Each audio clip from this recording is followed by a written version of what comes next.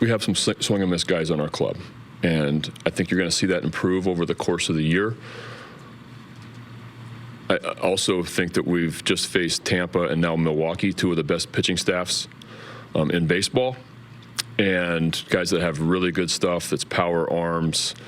I think our guys are pressing a little bit early, especially with runners in scoring position. That's where you see the majority of the strikeouts. Guys are we're playing close games. Guys are trying to get the big hit. I think that that's natural. We don't have a ton of experience with that, veteran in the middle of the order that kind of people can lean on a little bit.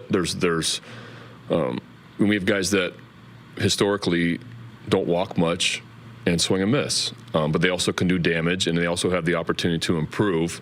And I think we're going to improve over the course of the year. Hitting with runners in scoring position isn't. It's a hard thing to practice. It's a confidence and an experience type of thing, and I think we just need to. Once we get a couple, then I think that I think guys are going to relax a little bit. Brandon, what made Freddie your choice at third base coach? Just he's done it a lot of years, so he's comfortable over there, and coaching third is a hard thing to do in the big leagues, and to have somebody over there that's done it and done it extremely well for a lot of years that was an easy choice. Going back to the hitting situation, now you get a guy who is the reigning Cy Young. Yep. Facing.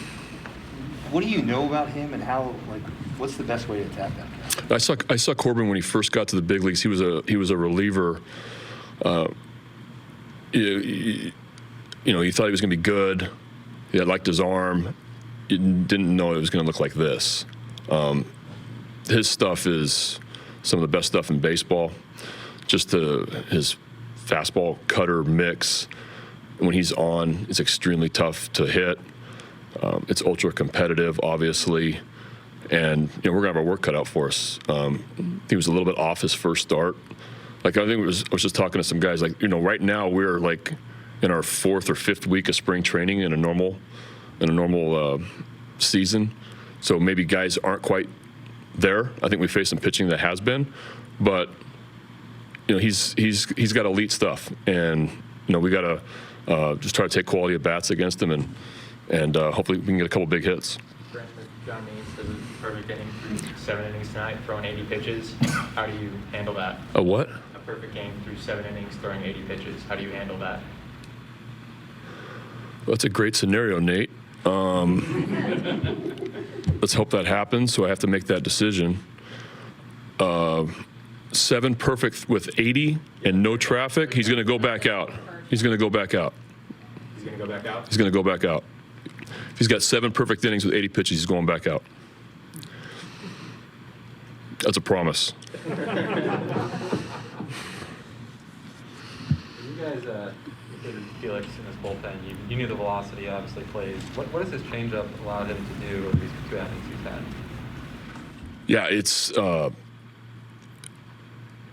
we only got to see Felix a few times in spring training in a game situation, and he heard about what he was like in AAA, saw some video on him, and fun to watch. The fastball is extremely hard to hit just from the velocity, the arm slot, how close he is to the hitter, and then the changeup I think has surprised a lot of people, and how it's kind of doing different things. You saw his first strikeout with Franco, how it was almost like the Williams changeup where it just died and floated to the other side of the batter's box.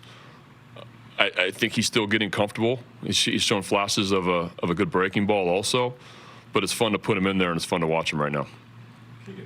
Catchers this year have been setting up a little bit differently for you guys. How have you guys kind of changed, and what comes out of that? Well, we're putting an importance on strikes. We're putting importance on working ahead in the count. So we are setting up more in the middle part of the plate than we have in the past. You see a lot of teams doing that now, especially with stuff guys. We're letting it play on the white part of the plate, and it's so far so good with our guys that we're throwing a lot more strikes. We're forcing action. Keegan's a prime example of that. You are going to give up possibly more hits, but you got 8 defenders, and we're playing defense with forcing action with guys to swing the bat and not being deep counts, behind in the count, nibbling. We're trying to eliminate the nibble and trying to go after guys.